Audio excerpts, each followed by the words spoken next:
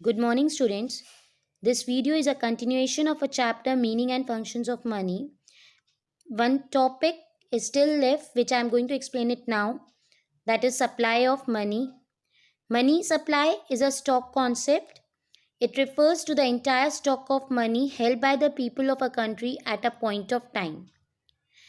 जब हम supply of money के बारे में पढ़ते हैं वो एक स्टॉक कॉन्सेप्ट है क्योंकि ये पर्टिकुलर पॉइंट ऑफ टाइम के बारे में बताता है।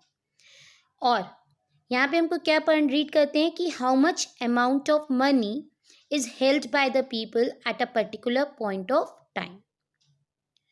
कंपोनेंट्स ऑफ मनी सप्लाई क्या है बेटा? They are the two components of the money supply, currency and demand deposits. हम लोग यही दोनों चीज़ें यूज करते हैं as a medium of exchange. Currency includes two things, coins and paper money. Coins क्या होते हैं बेटा? हम लोग सब जानते हैं, it carries the smaller denominations and help us to carry out the small transactions.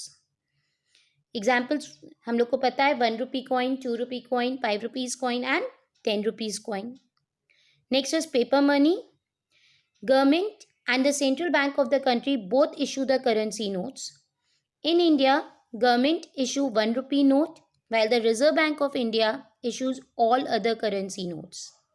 हम लोग जो भी currency notes यूज़ करते हैं वो सारे reserve bank of India issue करता है एक्सेप्ट 1 rupee नोट, जो कौन इशू करता है? Government. Is it clear? Now demand deposits. What is demand deposits? These are those deposits which are held by the public with commercial banks. वो deposits जो commercial banks के पास हो, हमने अपने रखे हों एज अ डिपॉजिट्स, ठीक है, और हम उसको जब चाहें हम चेक्स के फॉर्म में उसको विड्रॉ कर सकते हैं। Now measures of money supply. In India the reserve bank of India has given 4 measures of money supply on the basis of their liquidity and rate of return. अगर हमको money supply major करना है तो reserve bank of India ने 4 measures दिए हैं हम लोग को। First one is M1.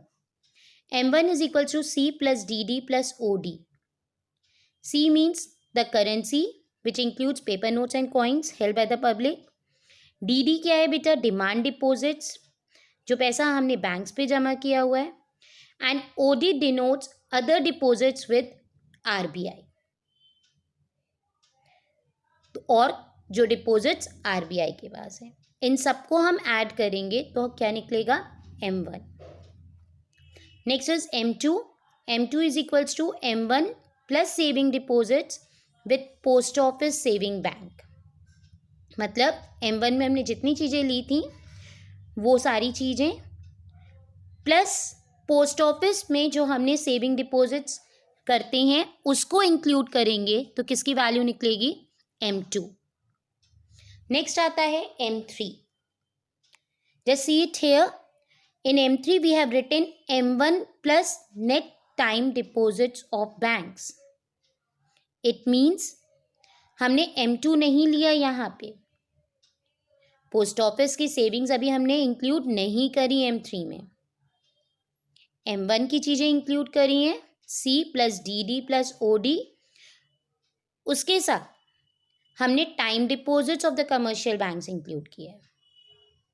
हमने पहले M1 में डिमांड डिपॉजिट्स किया था, M3 में हमने और क्या इंक्लूड कर दिया? Time deposits of commercial banks. Okay, now M4 it includes M3 plus total deposits with post office. यहाँ पे हमने M3 लिया है और पोस्ट ऑफिस में जितने डिपॉजिट्स हैं उनको इंक्लूड करेंगे, उसमें हम नेशनल सेविंग सर्टिफिकेट्स को इंक्लूड नहीं करते। Is that clear? हम जब इसको ऐड करेंगे, I hope it is clear to all of you. Thank you.